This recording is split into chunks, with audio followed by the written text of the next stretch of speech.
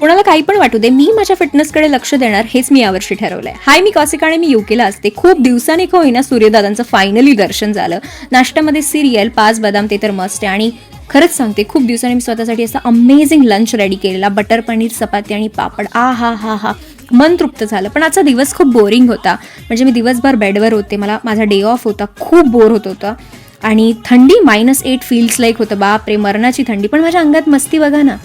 मला जायचं होतं जिमला आणि मी निघाले पण. त्याआधी म्हटलं थोडं मॉरिसन्समध्ये शॉपिंग करूया. ही सगळी डेकोरेशन क्रिसमसच्या वेळेस केलेलं आहे. आणि सॉरी, मी त्यावेळेस व्हिडिओज नाही केले, पण लवकरच तुमच्यासोबत अमेझिंग असे व्हिडिओज येणार आहे. So stay tuned. मी त्यानंतर जिमला गेले, मस्तपैकी वर्कआउट केलं. आणि मला वाटतं वर्कआउट ही फक्त वर्कआउट नाही आहे, तर ती एक थेरपी आहे हीलिंगसाठी, तुम्हाला छान वाटण्यासाठी, तुम्हाला कॉन्फिडंट वाटण्यासाठी.